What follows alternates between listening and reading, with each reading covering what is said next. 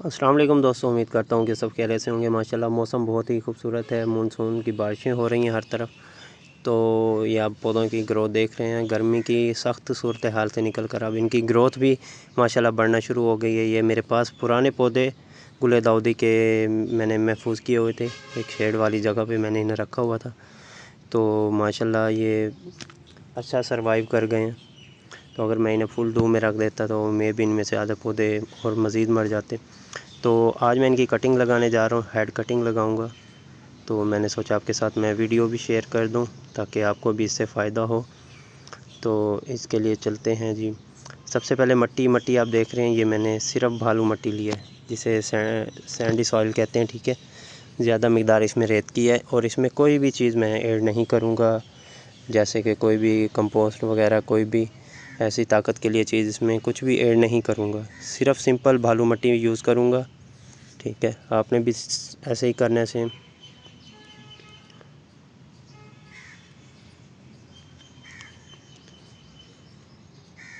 جی تو دوستو یہ دیکھ رہے ہیں میں پودوں گل داؤدی کے ہیڈز کاٹ رہا ہوں، ٹھیک ہے۔ آپ نے بھی 3-4 انچ کے ان کے ہیڈز کاٹ لینے ہیں، نہ زیادہ شاخ بالکل سخت ہو اور نہ ہی بالکل نرم ہو، ٹھیک ہے، تو ہی وہ گروتھ کرے گی، ورنہ میں بھی آپ کی مطلب وہ کٹنگ جو ہے وہ ڈائی ہو جائے۔ تو یہ میں ساری کٹنگز کاٹ لیتا ہوں 1 بائی 1 کر کے۔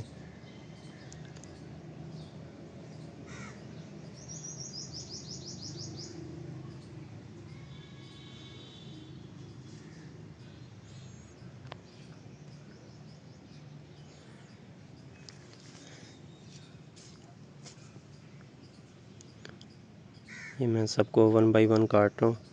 تو ماشاءاللہ اس سے آپ کو 2 فائدے ہوں گے۔ ایک تو یہ ہوگا کہ آپ کے پاس نئے پودے تیار ہو جائیں گے، ٹھیک ہے، کٹنگ سے، اور دوسرا یہ کہ جو پرانے پودے ہوں گے ان کی پروننگ ہو جائے گی اور وہ ایک بش ٹائپ پودا بن جائیں گے۔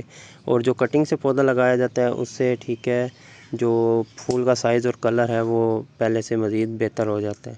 تو یہ میں سب کو صاف کر لیتا ہوں۔ یہ ہم دیکھ رہے ہیں، میں ان کے جو نیچے والے پتے ہیں، جو ایکسٹرا لیوز ہیں، وہ میں اتار لیتا ہوں تاکہ یہ جو کٹنگ ہے یہ زمین میں ایزیلی میں دبا سکوں۔ تو آپ بھی ایسا کیجئے۔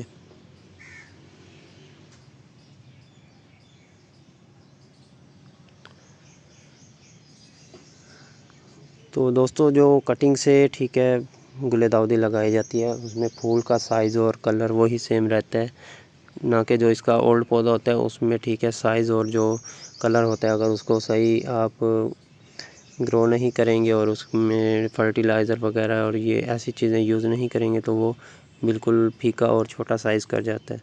تو اس کے لیے ضروری ہے کہ آپ، ٹھیک ہے، اس کو کٹنگ سے سٹیپ بائی سٹیپ ہر سال گرو کرتے جائیں۔ تو یہ میں نے کٹنگز کو صاف کر لیا ہے۔ تو اب میں نے جو گملے ہیں وہ میں نے مٹی سے بھر لیے تھے، تو یہ آپ دیکھ سکتے ہیں اپنے سامنے۔ ایک چیز کا خیال رکھنا، یہ آپ دیکھ رہے ہیں میں نے جو گملے ہیں وہ مٹی سے فل بھرے ہیں، ٹھیک ہے۔ اس میں تھوڑی سی بالکل کچھ، ٹھیک ہے، جگہ ہوگی پانی کے لیے، ورنہ اس میں پانی بالکل کھڑا نہیں ہوگا۔ جو پانی لگے گا وہ فوراً جذب ہو جائے گا، اور باقی، ٹھیک ہے، اس سے پانی مطلب ایکسٹرا پانی نہیں لگے گا۔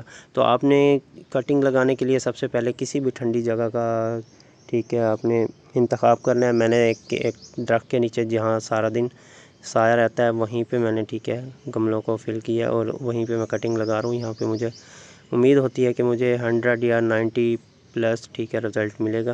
تو آپ نے کٹنگز کو ایک سیکوینس کے ساتھ گملوں میں لگا دینا ہے، ٹھیک ہے۔ تو یہ میں بھی لگا دیتا ہوں۔